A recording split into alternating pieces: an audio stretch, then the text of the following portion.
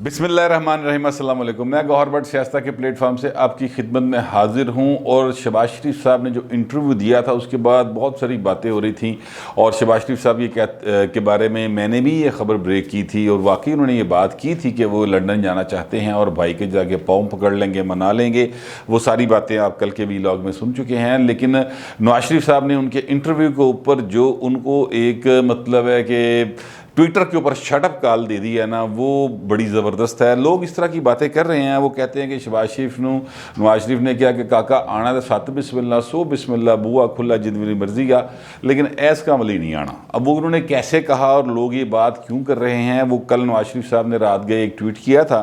उसका जो बाकी तो सारी बातें उन्होंने की कि पीटीआई को 6 लाख वोट पड़े तो उनकी जो सीटें हैं वो 26 हो गई और हमें जो वोट पड़े 5 लाख तो हमारी सीटें 6 रहेगी। इस तरह के इलेक्शन को कौन मानेगा, इस तरह की बातें उन्होंने की हैं। महंगाई की बात भी की है। लेकिन जो शहबाज शरीफ से रिलेटेड बात है वो मैं आपके गोश गुजार रखना चाहता हूँ। वो ये है कि हमारी जद्दोजहद जो है चंद सीटों की हार जीत के लिए नहीं बल्कि आइन शिकनों की ग़ुलामी से निजात के लिए है और अपनी इज़्ज़त नफ्स पर समझौता किए बगैर तारीख़ की दुरुस्त सिमत में खड़े नज़र आने के लिए है। मुस्लिम लीग नून और अवाम के दरमियान खलीज डालने की कोई कोशिश कामयाब नहीं होगी।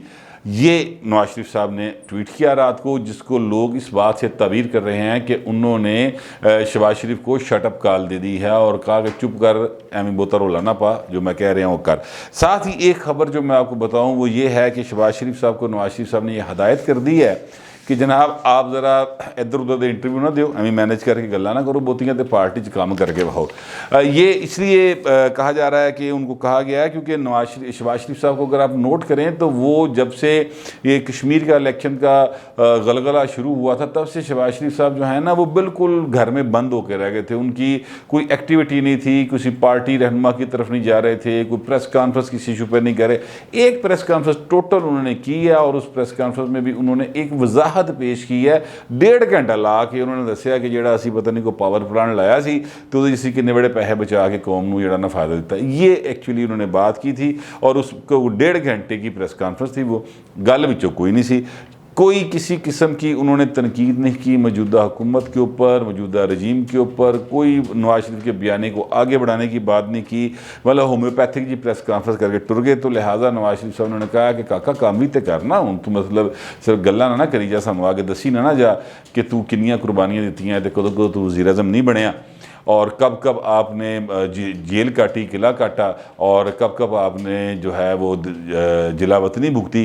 तो ये सारा कुछ जो आपने किया है वो माजी का हिस्सा है, लेकिन जो सियासत है वो आगे चलने का नाम है और उसने चलते रहना है। हमारा बयानिया यही है और हम इसी पर खड़े हैं और इसी पर खड़े रहेंगे और वो बयानिया सिर्फ ये है कि वोट को इज़्ज़त दो। अच्छा, अब इस बात के बारे में शाहिद हकान अब्बासी साहब जो है ना वो बड़े खुलकर सामने आए हैं और उन्होंने मेरी नज़र में जो बात की है वो बड़ी अहम है। और उन्होंने कहा कि ट्रुथ कमीशन जो है ना वो बनाया जाए। ना सिर्फ ये कि 2018 के इलेक्शन में क्या हुआ बल्कि 2008 में क्या हुआ, 13 में क्या हुआ, उसके बाद 2002 में क्या हुआ। वो तो बल्कि ये कहते हैं कि 1990 तक चले जाएँ आप, ट्रुथ कमीशन बनाएं और पता चले सबका कि किसने क्या किरदार अदा किया हुआ है।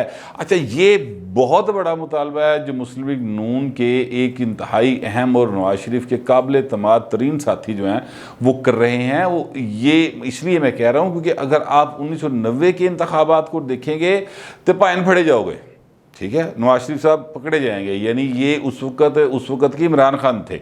ये हकीकत है, ये सियासी हकीकत है जिससे जो इनकार मुमकिन नहीं है। और सिलसिले में तो बाकायदा वो IGI वाला सारा सीन आपको याद हुआ, असगर खान का केस जो था वो सारे का सारा इसी सिलसिले में है ना।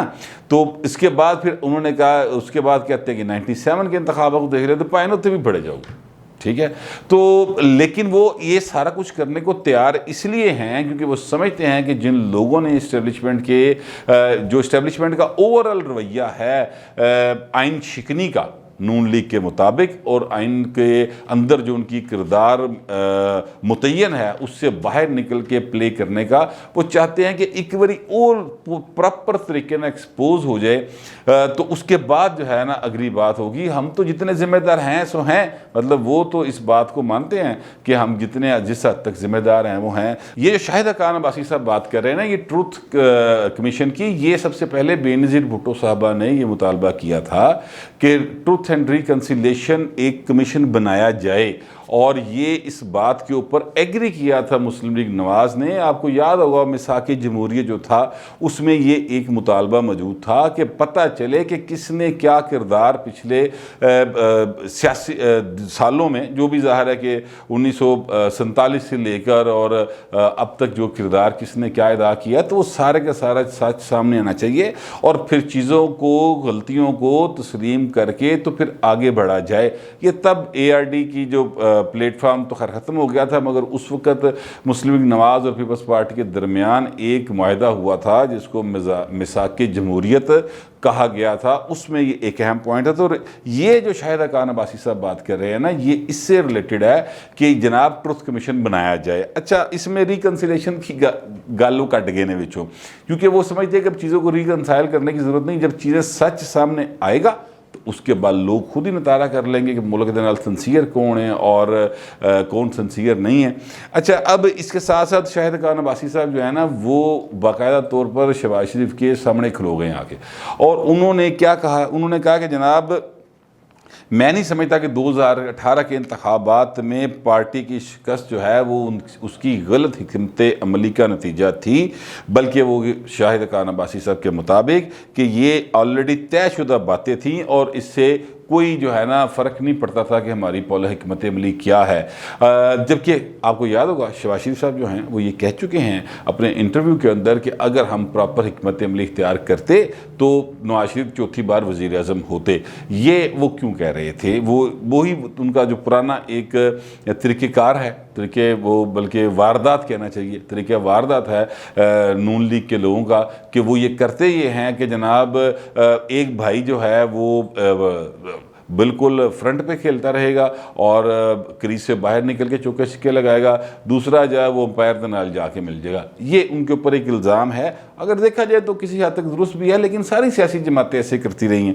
तो शहबाज शरीफ साहब का कहना यह था कि अगर नवाज शरीफ साहब जो हैं वो 2016 में, यानी मेरे आपको 16 से भी पहले, यानी मुशर्रफ के ऊपर आप मुकदमा ही दर्ज ना करते यार, ठीक है, और मुशर्रफ ने जो कर लिया तो बस मिट्टी पाओ तो के जाओ करते, और उसके बाद अगर ऐसा ना करते तो हमारे हालात बेहतर रहते, और 2018 में भी नवाज शरीफ वज़ीर आज़म होते चौथी बार।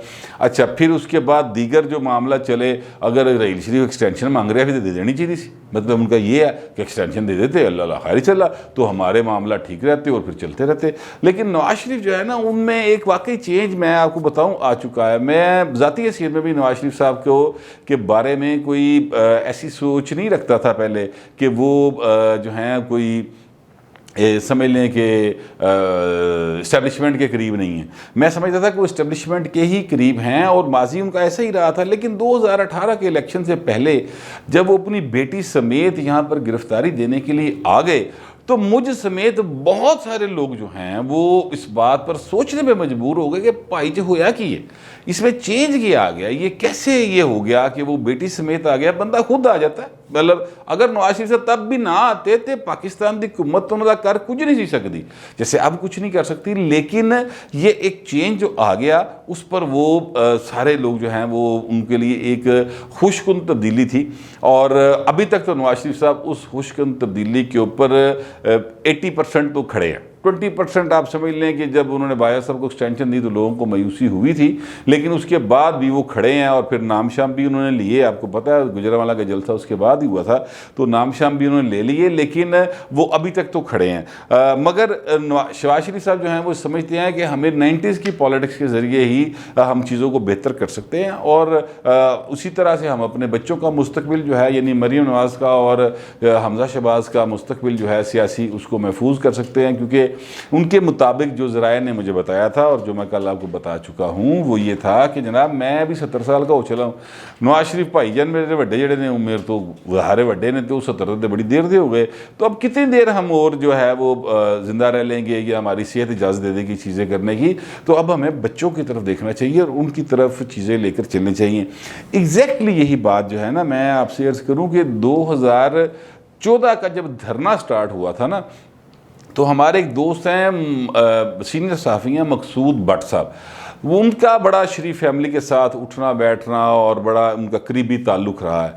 तो मैंने उनसे कहा कि भट्ट साहब आप नवाज शरीफ को कहो कि यार मुका कर ले जरा माजी च करता आया तो गल मुक जाएगी, एवं फसदा रहा जा रहा है। तो नवाज शरीफ साहब उसने कहा मकसूद भट्ट साहब ने कि यार ये मशवरा उनके इर्द गिर्द के लोगों ने दे चुके हैं। और जब पिछले दिनों तारक भट्ट साहब की डेथ हुई है, मियाँ तारक क्या नाम था उनका, नवाज शरीफ के कज़न थे, उनकी डेथ हुई है, ठीक है मैं नाम भूल रहा हूँ, तारक हाँ सॉरी, गुज़िश्ता दिनों अभी डेथ हुई है मियाँ तारक शफ़ी साहब की जो कि नवाज शरीफ साहब के कज़न थे। तो उनके साथ बड़ी करीबी जो है ना ताल्लुकात थे मकसूद भट्ट साहब के। तो उन्होंने उनके रेफरेंस से मुझे बताया कि मियाँ तारक शफ़ी और उनके भाई और दीगर रिश्तेदार नवाज शरीफ को ये मशवरा दे चुके हैं कि भाई जान दो ज़रा गलत पासे जा रहे हो, ज़रा सीधा करो काम नू। तो वो कहते हैं कि जनाब नवाज शरीफ साहब ने कहा कि यार मैं 3 बारी वज़ीर आज़म बन गया इस मुल्क का और जो कुछ मैंने करना था कर लिया, हुण मैनू की इस तो कि मैं चाहना 3 बार वज़ीर आज़म बन गया हूँ, हैट्रिक कर ली, यानी 3 बार वक्फे से सही लेकिन 3 बार इतना बड़ा एजाज़ अभी तक पाकिस्तान की तारीख में किसी को नहीं मिला।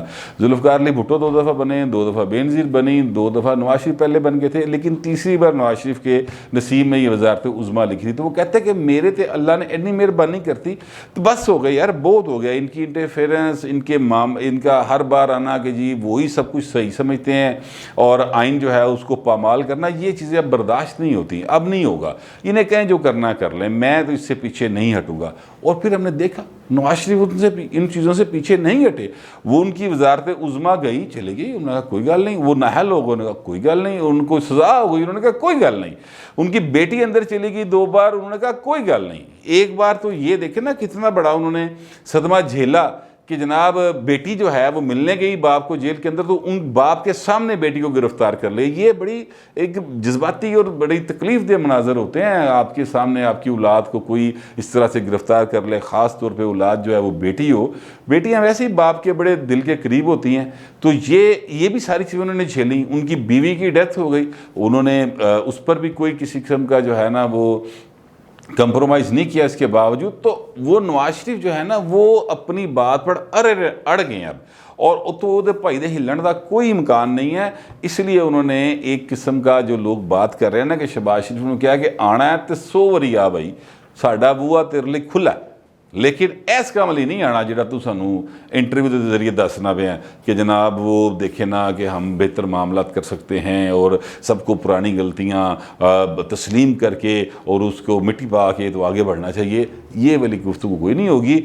आइन में लिखा हुआ है किसका क्या किरदार है, वो किरदार अदा करेगा तो वेल एंड गुड, नहीं करेगा हमारी जदोजहद जारी है। सीटां घट जान सीटां वध जान, इन नाल सानू कोई फर्क नहीं पैंदा। ये नवाज शरीफ साहब ने बड़ा खुलेआम कह दिया। लेकिन जो नून लीग के जानने वाले हैं, नून लीग के बहुत करीब रहने वाले लीडरशिप के लोग हैं, उनका कहना यह है कि ये दोनों भाइयों की पुरानी तरीका एक वारदात है, ये यही करते हैं। नवाज शरीफ जो हैं वो पब्लिक में बड़ा स्टांस लेंगे सीधा सीधा, और शहबाज शरीफ जो हैं वो हॉकी खेलते रहेंगे, और फिर शहबाज शरीफ कहीं ना कहीं डील करके तो चीज़ों को नवाज शरीफ के हक़ में मोड़ लेते हैं। लिहाजा इससे कोई इतनी खुशकन जो है ना आप उम्मीदें वाबस्ता ना करें, खुशकुन किस्म की, ये ऐसे करते हैं और एंड पे आकर ये इस्टेब्लिशमेंट के साथ ही मिल जाएंगे। लेकिन मैं कैसे अब उम्मीद ना करूं, जितने वाक़यात मैं आपको बता चुका हूं उसमें नवाज शरीफ साहब का इस तरह से यू टर्न लेना मेरा ख्याल अब मुमकिन नहीं रहा है। लेकिन चूँकि सियासत है, कुछ भी हो सकता है। मगर जो 2013 का नवाज शरीफ था और 2013 से लेके अब 2021 है, अभी तक तो उस भाई दे विच किसी किस्म की कोई लचक नहीं आई। वो अपने स्टांस पे खड़ा है। अगर उसमें कोई लचक आएगी तो फिर ये जो लचक होगी ना, ये मुस्लिम लीग नवाज के लिए किलिंग बुलेट साबित होगी और उसके बाद फिर कभी नून लीग जो है वो इस तरह से पॉपुलर जमात नहीं बन सकेगी, ये मेरा ख्याल है। लेकिन पता नहीं मेरा ख्याल दुरुस्त निकलता है या गलत निकलता है। आप मेरी बात से इत्तेफाक करते हैं या इख्तलाफ करते हैं, बराए मेहरबानी डिसेंसी के साथ कमेंट कर दीजिएगा। फिल वक्त इतना ही, मिलते हैं अगले वीडियो में।